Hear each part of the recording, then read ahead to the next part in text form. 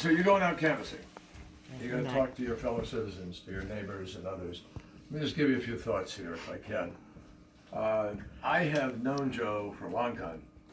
I knew him back when Trump only had 2 bankruptcies.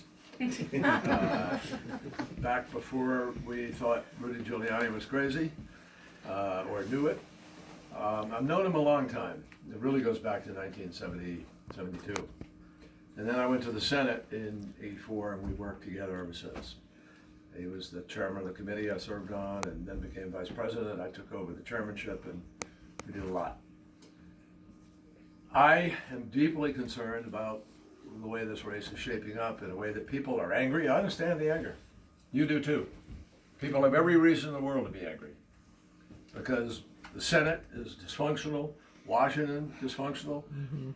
You know, average folks have just been, kicked and kicked by a system that's pouring more and more money into the highest end, wealthiest people, harder to make ends meet. And Trump sort of capitalized on that, but he does so in a fake way. He's not taking care of middle class America. He's not taking care of people trying to get into it. He's taking care of himself and he's taking care of his very wealthy people. And he said that himself. When he came down from Washington after the tax bill was passed, he went to Mar-a-Lago and all his buddies were there and he said, just made you a lot richer today.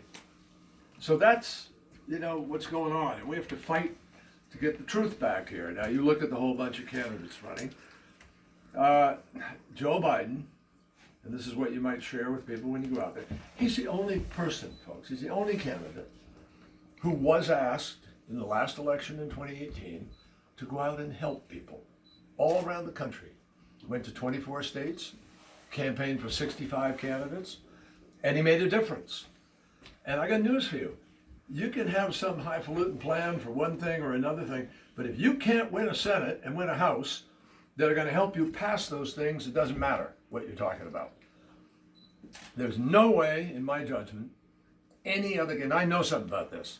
You all helped me run for president, and I went out in New Hampshire as the victor, and I carried Wisconsin, I carried Michigan, I carried Pennsylvania, came within a hair of winning Ohio, and that would have been the winning of the presidency. So I've been through this. Joe's the only person I can really trust to run to win those states I just listed. Comes from Pennsylvania originally. His family came from there. He was born in Scranton, Pennsylvania. And he's never strayed from his understanding of and being part of the middle class. That's what Joe is. People call him Lunch Bucket Joe or Uncle Joe. That's a badge of honor. And the fact is that in 8 years, the Obama-Biden administration never had one whiff of scandal. No, nothing. There's a reason Donald Trump brought impeachment on himself by going after Joe Biden, because he's scared stiff of Joe Biden. He knows who Joe Biden appeals to. Now, I have to tell you folks, I didn't raise the issue, but it was raised last night in the debate. Joe was pretty clear about the fact that it's going to be pretty difficult for a Democrat socialist to get elected president of the United States. Yep. And Trump's already hammering about socialism. You heard it in the State of the Union message. Now, it's one thing to accuse people who aren't a socialist to be a socialist. You can deal with that. But when you are, and have been all your life, and you give yourself the old name, that's hard to win, folks. I'm just telling you. And it's going to be exceedingly difficult for somebody who's very young. I respect him. He's very articulate. He's smart. But at the same time, just doesn't have the experience to be president of the United States. I waited 17 years till I ran in the Senate. I think you got to have something under your feet there. You got to have some experience, some life. And so, to me, think about this. Joe Biden campaigned in 24 states for 65 candidates in 2018, and we won the House back. Those candidates would not invite any of the other people to be there because they would lose votes. And I'm not making that up. That's them. They said it. I talked to some of them during that campaign. Now, I'm not going to name who they are, but they won congressional seats and seats we don't normally win. And this time, you've got Colorado that's in the mix. You got Arizona in the mix, Nevada in the mix, North Carolina, Virginia, Texas maybe, who knows? Georgia maybe, who knows? But you got to keep those in the mix. And that's critical. Second big reason you ought to tell people, he can govern. Governing is not a small thing nowadays. Yeah. When Obama needed to get the Recovery Act passed in order to bring the country back from the economic precipice, where'd he go? Went to Joe Biden. Said, Joe, you got to go up the hill, use your relationships, your friendships, your years of knowing how it works. You get the thing done. And he did. Passed the biggest single green infrastructure program we've ever had in this country. So I can give you all examples like that. The Violence Against Women Act, the assault weapons ban, I mean, run the list. He's done it. The others haven't. And that matters.